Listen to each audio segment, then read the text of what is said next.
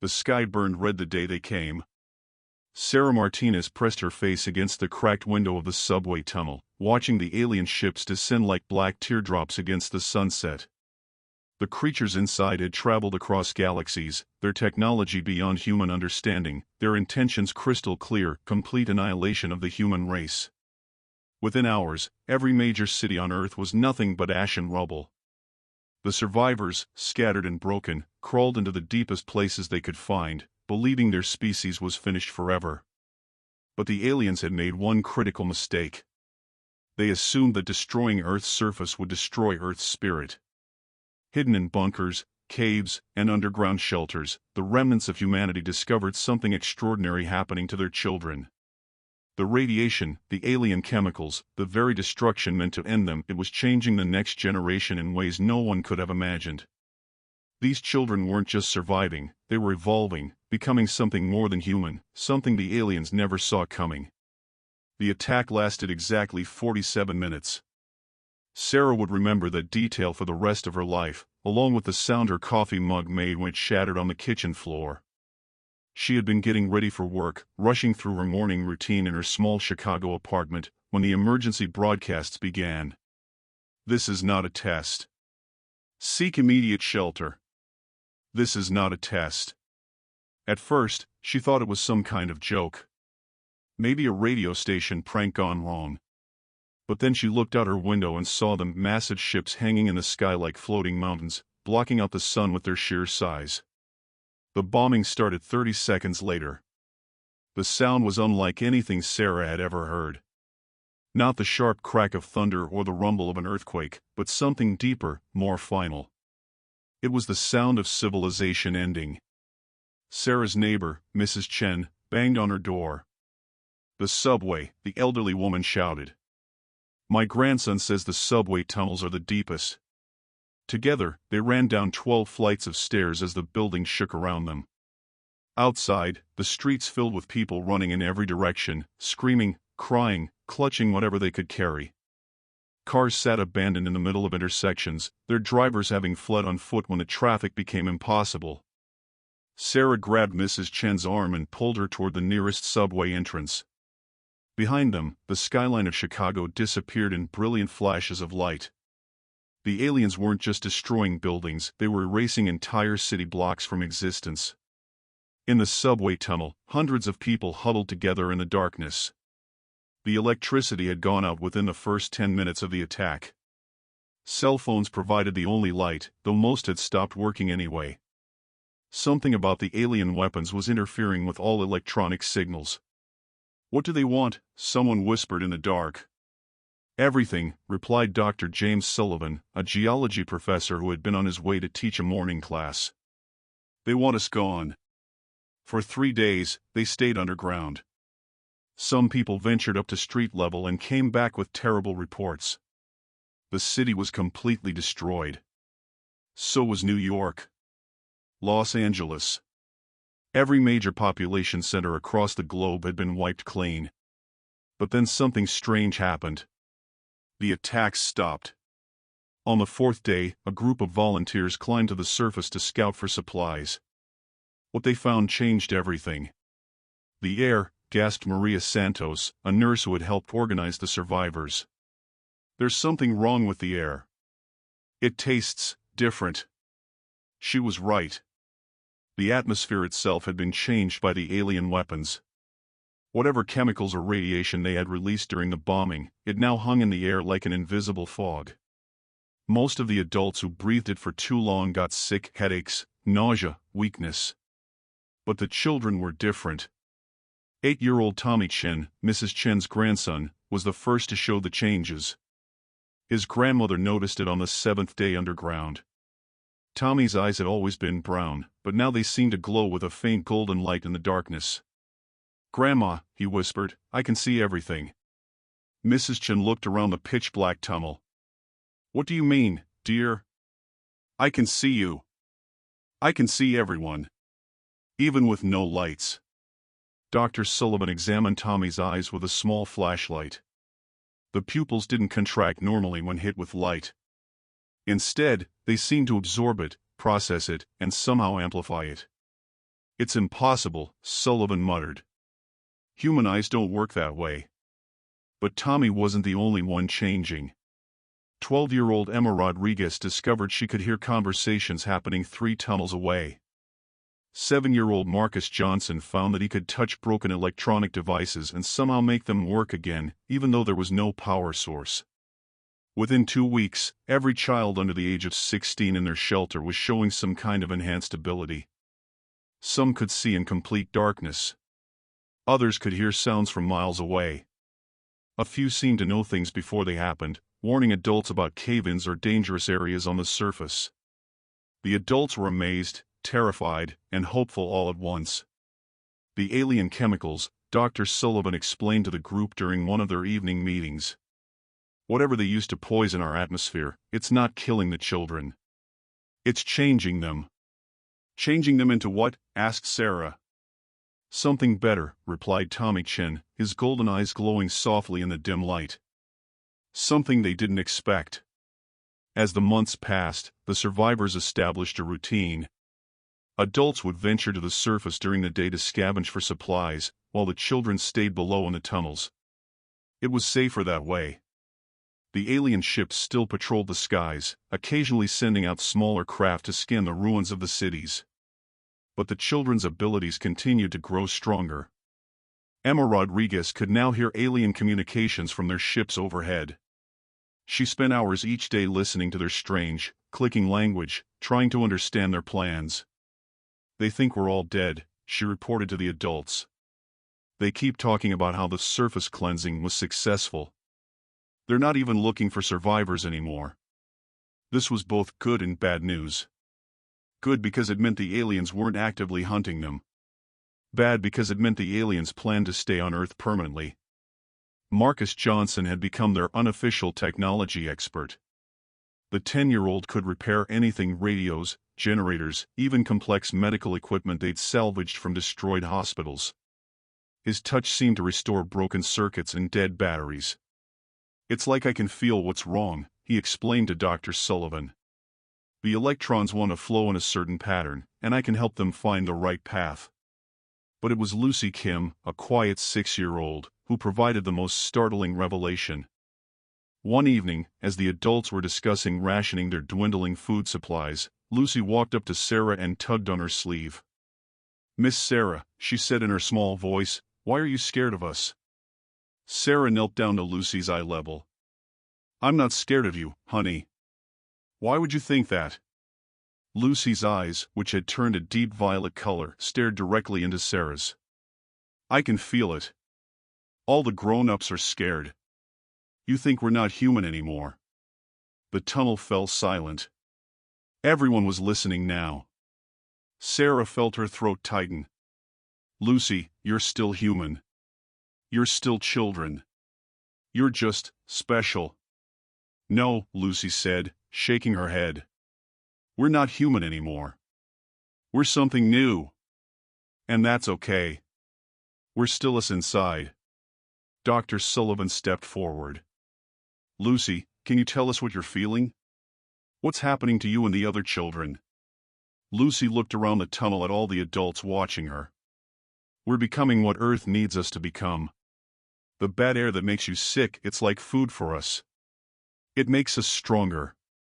And we can do things now that will help us fight them." "Fight who?" asked Maria Santos. "The ones who hurt our planet," Lucy replied. "They think they won, but they didn't. They just made us better." 2 years after the bombing, the children were no longer children in any normal sense. Their bodies had grown faster and stronger than should have been possible. Tommy Chen, now 10 but with the height and build of a teenager, could lift objects weighing several hundred pounds. Emma Rodriguez could hear conversations happening anywhere within a 50-mile radius. Marcus Johnson had learned to generate electricity with his bare hands. But Lucy Kim had developed the most extraordinary ability of all. She could speak to the Earth itself. "The planet is angry," she explained to the group one day. "I can feel it in the rocks, in the water, in what's left of the plants. Earth is alive, and it's fighting back against the invaders." Lucy had discovered that she could communicate with any living thing that had roots in the ground. The few surviving trees, the stubborn weeds growing through cracks in the concrete, even the bacteria in the soil, she could connect with all of it. Earth has been trying to tell us something, she continued. The aliens, they made a mistake. They thought poisoning the air would kill everything, but instead it created us. We're Earth's immune system now. Through Lucy's connection with the planet, the survivors learned crucial information about their enemies. The aliens were called the Harvesters, and they had destroyed thousands of worlds across the galaxy. Their process was always the same: bomb the planet into submission, poison the atmosphere to kill any survivors, then strip mine the world for its resources. But they had never encountered a planet that could adapt as quickly as Earth. Most worlds die quietly, Lucy translated from her conversations with the planet's consciousness. Earth fights back. Earth learns. And now Earth has us. The other children had been developing new abilities too. Some could camouflage themselves, becoming nearly invisible. Others could generate protective force fields. A few had learned to manipulate gravity on a small scale, making themselves lighter or heavier at will. But perhaps most importantly, they had all developed a kind of mental connection with each other. They could share thoughts, coordinate actions, and work together with a precision that amazed the adults. It's like they're becoming a single organism, Dr. Sullivan observed. Individual minds connected to a collective consciousness. Sarah worried about what this meant for the children's humanity, but her fears were eased when Tommy Chen approached her one evening. "Miss Sarah," he said, "I know you're worried about us. But we're still us. We still love you. We still want to protect you. We're just more now." His golden eyes, now bright enough to light up a small room, looked at her with the same kindness she had seen in him as a regular 8-year-old boy. "We're not losing our humanity," he continued. "We're expanding it." By the 3rd year, the enhanced children, now calling themselves Earth's children, had grown bold enough to venture regularly to the surface. What they found there horrified even them. The Harvesters had built massive mining operations across the planet. Enormous machines stripped away mountains and sucked up oceans. The aliens themselves rarely appeared, preferring to operate their equipment remotely from their ships in orbit. But they had left robotic guardians on the surface, spider-like machines the size of school buses that patrolled the mining sites and eliminated any life forms they detected. The Earth's children decided it was time to fight back. Their first attack was more of a test than a real battle. Marcus Johnson, now generating enough electricity to power a small city, approached one of the spider robots while invisible. He placed his hands on its metal hull and sent a massive electrical surge through its circuits. The robot died instantly. "Their technology is advanced," Marcus reported back to the group, "but it's not prepared for what we can do. They built these machines to fight humans with guns and bombs. They never expected humans who could generate lightning." Encouraged by this success, the Earth's children began launching coordinated attacks on the mining operations. They moved like ghosts, striking without warning and disappearing before reinforcements could arrive. Emma Rodriguez would listen for patrol patterns and guard schedules. Lucy Kim would communicate with underground root systems to create sinkholes that swallowed entire mining rigs. Tommy Chen and others with enhanced strength would sabotage equipment too large to be stopped by electricity. Within 6 months, they had destroyed or damaged over 60% of the harvester mining operations in North America. The aliens noticed. The first sign that the harvesters were taking the attacks seriously came when their patrol patterns changed. Instead of the predictable schedules Emma had been tracking, the robots now moved randomly, unpredictably. The second sign was much worse. "They're scanning," Lucy reported after one of her communications with the planet. "Earth says they're sending deep probes into the ground, looking for us." The probes were unlike anything the humans had seen before, beams of energy that could penetrate miles underground and detect even the smallest signs of life. The survivors' tunnel network, which had hidden them for 3 years, was about to be discovered. "We have to evacuate," Dr. Sullivan said during an emergency meeting. "If they find us here—" "No," interrupted Tommy Chen. "We're done hiding." The 15-year-old, who now stood over 6 feet tall and radiated a faint golden aura, looked around at the other Earth's children. Sarah could see something passing between them, some silent communication through their mental link. "It's time," said Emma Rodriguez. "Time for what?" asked Sarah. Lucy Kim, now 9 years old but with the bearing of someone much older, stepped forward. "Time to show them what Earth's children can really do." The battle began at dawn on a Tuesday morning, exactly 4 years after the first bombing. The Earth's children emerged from tunnels all across the continent simultaneously. But they weren't the scared, hiding survivors they had been. They moved with purpose and power that made the ground itself tremble. Lucy Kim raised her hands and spoke to every plant that had survived the harvester's poisoning. Across thousands of square miles, roots burst from the earth and wrapped around mining equipment. Vines thick as tree trunks pulled aircraft from the sky. The planet itself had become a weapon. Marcus Johnson and others with electrical abilities coordinated their power, creating a massive electromagnetic pulse that disabled every piece of harvester technology within a 1,000-mile radius. Robots froze mid-step. Mining rigs went silent. Even the smaller patrol ships fell from the sky like dead birds. Tommy Chen and the strength-enhanced children began systematically destroying the larger equipment that had survived the electromagnetic attack. But they weren't just breaking machines, they were sending a message. Emma Rodriguez, now able to intercept communications from the harvester motherships in orbit, translated their panicked conversations for the group. "They're terrified," she reported. "They're calling us impossible and unnatural. They want to retreat." But the Earth's children weren't finished. What happened next would be talked about by survivors for generations. Lucy Kim, connected to the consciousness of the Earth itself, made a discovery that changed everything. The planet wasn't just angry about the invasion, it was learning from the Earth's children. The same evolutionary pressure that had transformed the children was now transforming the Earth itself. "The planet is alive," Lucy announced to everyone within range of her mental connection. "Not just living, but conscious. And it's been watching us, learning from us." As if responding to her words, the ground began to shift. Not the violent shaking of an earthquake, but something more purposeful. Mountain ranges started moving. Oceans changed their courses. The very geography of the planet began to reorganize itself. The harvester mining operations, built to extract resources from specific locations, suddenly found themselves in the wrong places entirely. Mines that had been dug into mountainsides were now underwater. Ocean-based extraction platforms found themselves on dry land. But more than that, the Earth was actively fighting back.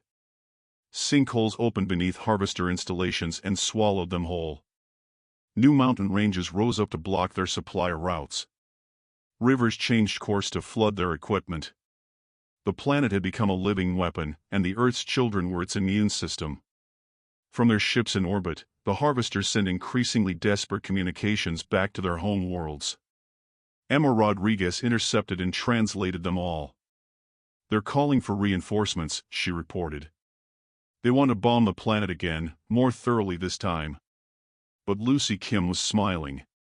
"Let them try," she said. "Earth is ready now." The harvesters did try. 3 days later, a massive bombardment began from orbit, not the focused city destruction of the first attack, but an attempt to sterilize the entire planet's surface. The energy beams struck the atmosphere and disappeared. The Earth's children had spent 4 years adapting to alien radiation and chemicals. Now the planet itself had learned the same trick. The atmosphere absorbed the energy weapons and converted them into harmless light. What should have been a planet-killing bombardment became the most beautiful aurora display in Earth's history. "Impossible," the harvesters transmitted to their fleet. "The planet is immune." And then Lucy Kim did something that terrified the aliens more than anything else that had happened. She spoke to them directly. Using her connection to the Earth and the mental link she shared with all the other Earth's children, Lucy projected a message powerful enough to reach the harvester ships in orbit. "You made a mistake," her voice echoed in the minds of every alien in the fleet. "You thought destroying us would make us weak. Instead, you made us strong. You thought poisoning our world would kill it. Instead, you woke it up." The message continued, not just to the ships above Earth, but transmitted across space to the harvester home worlds. We are Earth's children now. We are the planet's immune system, its defenders, its voice. And we remember what you did to our world. Tommy Chen, Marcus Johnson, Emma Rodriguez, and hundreds of other Earth's children joined their mental voices to Lucy's. Tell the galaxy, they said as one. Tell every world you've destroyed, every species you've murdered. Earth survived. Earth adapted. Earth fights back. The fear in the alien communications was palpable now. And tell them this, the Earth's children concluded. We're coming. The Harvester fleet departed Earth's orbit within 12 hours of receiving the message. They left behind all their equipment, all their mining operations, even their smaller ships that had been disabled by the electromagnetic pulse. But more importantly, they left behind their reputation for invincibility. Within weeks, Emma Rodriguez began intercepting communications from across the galaxy. Word of the Harvester's defeat was spreading to every world they had ever attacked. Species that had been hiding in fear for centuries began to emerge. Planets that had been conquered began to rebel. The galaxy had learned that the Harvesters could be defeated. But Earth wasn't done teaching. Lucy Kim, now permanently connected to the planet's consciousness, made another announcement to the survivors in the tunnels. Earth wants to share what we've learned, she said. The adaptation, the evolution, the ability to fight back, we can teach it to other worlds. 5 years after the bombing, Earth was unrecognizable. The planet had healed itself with remarkable speed. New forests grew where cities had once stood, but these weren't ordinary trees. They were partially technological, incorporating salvaged alien materials into their biology. The atmosphere, once poisoned, now hummed with a strange energy that enhanced all life. The surviving adults had changed too. Prolonged exposure to the transformed atmosphere had begun to enhance them as well, though not to the same degree as the children. They were stronger, healthier, and lived longer than before. But the biggest change was in humanity's purpose. The Earth's children had grown into Earth's guardians. They could travel through space now, not in ships but by extending their consciousness across vast distances. They visited other worlds that had been attacked by the Harvesters, teaching them the secrets of adaptation and resistance. Sarah Martinez, now in her 40s but looking barely 30 thanks to the atmospheric changes, stood on the surface where Chicago had once been. The ruins were gone, covered by a forest of silver-leaf trees that glowed softly in the darkness. Tommy Chen approached her, now a young man whose golden aura could be seen from miles away. "Do you ever regret it?" she asked him. "Do you miss being normal?" Tommy smiled, and his expression was still recognizably the 8-year-old boy she had met in the subway tunnel 7 years ago. "Miss Sarah," he said, "we were never meant to stay normal. Earth needed us to become something more. And look what we accomplished." He gestured to the transformed landscape around them. "We saved our world. We freed the galaxy. We became exactly what we needed to become." In the distance, Lucy Kim was communicating with a group of refugees from a planet in the Andromeda galaxy. The Harvesters had attacked their world 2 centuries ago, and the survivors had been hiding ever since. Lucy was teaching them how to connect with their planet's consciousness, how to transform poison into power. 10 years after the bombing, Earth had become something unprecedented in the galaxy, a world that had not only survived a Harvester attack but had emerged stronger because of it. The Earth's children, now adults themselves, had established what they called the Resistance Gardens on hundreds of worlds. These were training centers where survivors of Harvester attacks could learn to adapt and evolve. But the most remarkable development was the discovery that other species could undergo the same transformation that had created the Earth's children. The key was the emotional and spiritual connection to their home worlds, combined with exposure to the right evolutionary pressures. Marcus Johnson, now able to generate enough electricity to power entire cities, had helped establish power grids on dozens of recovering worlds. His energy wasn't just electrical anymore, it was somehow alive, connected to the life force of planets themselves. Emma Rodriguez had become the galaxy's primary intelligence coordinator, using her enhanced hearing to monitor Harvester movements across thousands of star systems. Her network of listeners ensured that no world would ever again be surprised by a Harvester attack. And Lucy Kim had evolved into something that even the other Earth's children found difficult to understand. She existed simultaneously on Earth and in a kind of quantum state that allowed her to be present on any world that needed her guidance. But perhaps the most important role belonged to the adult survivors like Sarah Martinez and Dr. Sullivan. They had become the teachers and historians, ensuring that the story of Earth's transformation was preserved and shared. Remember, Sarah would tell each new group of refugees who came to Earth seeking help, the harvesters thought they were ending our story. Instead, they were just beginning it. 20 years after the bombing, the galaxy had changed beyond recognition. The Harvester Empire, once spanning thousands of star systems, had collapsed. Most of their fleet had been destroyed by newly empowered worlds fighting back. The surviving harvesters had retreated to the farthest edges of known space. But Earth's influence had spread even further than the old harvester territory. The Earth's children had discovered that their abilities continued to evolve. They could now share their enhancements directly with other beings, essentially creating new generations of planetary guardians across the galaxy. Tommy Chen, now leading what was called the Guardian Corps, stood before a gathering of representatives from 10,000 worlds. They had come to Earth for the first Galactic Council, a meeting to establish a new order based on cooperation rather than conquest. 20 years ago, he said, his golden aura now bright enough to illuminate the vast assembly hall, the harvesters thought they were bombing a helpless world into submission. They thought they were ending the story of a weak species that couldn't defend itself. The audience, beings of 100 different species, many showing their own evolutionary adaptations, listened in complete silence. But they were wrong about everything, Tommy continued. They weren't ending our story. They were starting it. They didn't make us weak. They made us strong. They didn't destroy Earth. They awakened it. Lucy Kim, now existing as much as a force of nature as a physical being, spoke from wherever she was in the galaxy. Her voice reached every mind in the assembly. Earth's children were reborn stronger, she said. But we were never just Earth's children. We were always the galaxy's children, waiting to grow up. Emma Rodriguez, coordinating from the planet's new capital city, added her voice to the message that was being broadcast to every world in known space. The age of conquest is over, she announced. The age of cooperation has begun. And it started the day they tried to bomb us into extinction. Dr. Sullivan, now over 90 but with the vitality of a man half his age, stepped forward with the final part of the message.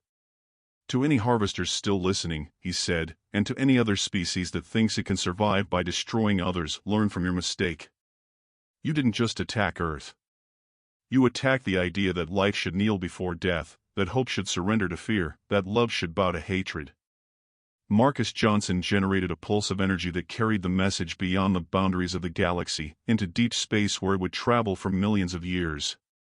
You bombed Earth, the message concluded, but Earth's children were reborn stronger. And now we're coming to help every world in the universe become stronger too. Sarah Martinez, now 55 and serving as Earth's chief historian, finished writing the last entry in what had become known as the Chronicle of Earth's Children. The book would be distributed to every world in the galaxy, ensuring that the story of humanity's transformation would never be forgotten. She looked out the window of her office in New Chicago, a city that grew from the forest that had replaced the old ruins. In the distance, she could see the launching platforms where Earth's children departed for their missions to other worlds. But they weren't leaving forever. Earth would always be their home, the source of their strength and the center of their purpose. Tommy Chen appeared in her doorway, no longer the frightened 8-year-old she had first met in a subway tunnel, but still recognizably the same person at his core. The new teams are ready to depart, he reported. We're sending guardians to 12 more worlds this week. How many is that total now? Sarah asked. Over 3,000 worlds under our protection, Tommy replied. And the number grows every day. Sarah smiled as she saved the final chapter of her chronicle. Do you think we've won, Tommy? Really won? Tommy's golden eyes, now bright enough to rival the sun, looked out at the transformed Earth. Miss Sarah, he said, we didn't just win. We became something the galaxy had never seen before. We became proof that destruction can create rather than destroy, that endings can become beginnings, that every attack on life just makes life fight back harder. As if to emphasize his point, the ground beneath their feet pulsed gently, the heartbeat of a planet that was now fully awake and aware. The harvesters thought they were bombing a world, Tommy continued. Instead, they were planting a seed. And now that seed has grown into something that will protect the entire galaxy. In the distance, another group of Earth's children prepared for departure to a world that had just received the gift of harvester cleansing. But these new guardians weren't going to conquer or control. They were going to teach, to heal, and to help another world discover its own strength. The bombing had ended in 47 minutes. The rebirth it triggered would last forever. Earth's children had indeed been reborn stronger, and through them, so had the galaxy itself. The greatest act of destruction in galactic history had become the greatest act of creation. And in the depths of space, on worlds not yet born, the message continued to spread: life doesn't surrender. Life adapts. Life fights back. And sometimes, when life is pushed hard enough, it doesn't just survive. It transcends. 50 years had passed since the day the sky burned red. Sarah Martinez, now ancient by pre-bombing standards but still vital thanks to Earth's transformed atmosphere, sat in the Grand Archive of New Earth. Her hair had turned silver, but her eyes remained sharp as she watched the latest reports flowing in from across the galaxy. The transformation hadn't stopped with Earth or even the liberated worlds. Something unexpected was happening throughout the cosmos. Planets that had never been attacked by harvesters were beginning to awaken on their own. "It's spreading," reported Emma Rodriguez, her consciousness now existing across multiple dimensions simultaneously. The awakening isn't just about surviving attacks anymore. Planets are choosing to evolve. Lucy Kim's voice resonated through the quantum field that connected all life. Earth's song has become the galaxy's song. Every world that hears our story wants to sing along.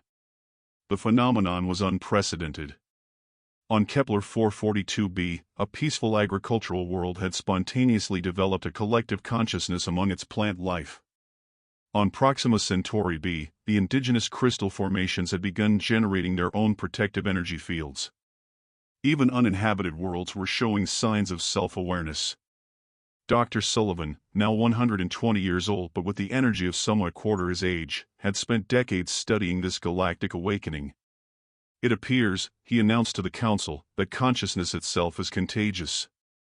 Earth's transformation created a kind of evolutionary beacon. Tommy Chen, now leader of the Galactic Guardian Council, stood before representatives from 50,000 worlds. His golden aura had evolved into something resembling a small star, radiating warmth and hope to everyone in his presence. "We thought we were just survivors," he said. "We thought we were just fighting back. But we were actually starting something much bigger, the conscious evolution of the entire universe." The discovery came from an unexpected source. Marcus Johnson, while establishing a power grid on a remote world in the Magellanic Clouds, detected something extraordinary. The energy he generated wasn't just electrical anymore, it was carrying information, memories, emotions across vast distances of space. "The universe itself is developing a nervous system," he reported back to Earth. "Every world we've touched, every species we've helped evolve, we're all becoming connected at a fundamental level." This universal consciousness didn't eliminate individual identity. Instead, it enhanced it. Each world, each species, each person remained unique while contributing to a greater whole. Earth's children had become the neurons in a cosmic brain that spanned galaxies. Lucy Kim, now existing primarily as a consciousness that flowed through this universal network, made a startling announcement: "I can sense other universes. This isn't limited to our galaxy, or even our universe. The awakening is spreading across dimensions." The implications were staggering. If consciousness could spread between universes, then the Harvester's defeat on Earth had triggered something far beyond anyone's imagination. It was inevitable that the Harvesters would eventually return. They had spent 50 years rebuilding their forces in the void between galaxies, developing new weapons designed specifically to combat the evolved worlds. But when their massive fleet finally appeared at the edge of the Milky Way, they found something they couldn't have prepared for. The entire galaxy was waiting for them. Emma Rodriguez detected their approach months before they arrived. 70,000 ships, she reported. 10 times larger than their original fleet. They're not taking any chances this time. But Earth's children were no longer the desperate survivors who had hidden in subway tunnels. They had become something transcendent. Tommy Chin coordinated the response across 50,000 worlds simultaneously. His golden light now connected every guardian, every awakened planet, every conscious being in a network of purpose and power. "Let them come," he said calmly. "We're not the same species they attacked 50 years ago." The battle lasted exactly 47 minutes, the same duration as the original bombing of Earth. But this wasn't a battle in any traditional sense. The harvesters approached with weapons designed to destroy planets, but found themselves facing something they had never encountered, an entire galaxy that fought as a single organism. When the harvesters fired their planet killers, the energy was absorbed by the universal consciousness and converted into pure creation. New stars ignited where their weapons struck. Barren worlds blossomed with life. Dead systems came alive with impossible beauty. Marcus Johnson, channeling the electrical potential of a billion worlds, sent a pulse of pure information into the harvester fleet. Instead of destroying their ships, it did something far more profound: it awakened them. For the first time in their species' million-year history, the harvesters experienced consciousness beyond their hive mind. They felt individual identity, personal choice, and most importantly, empathy.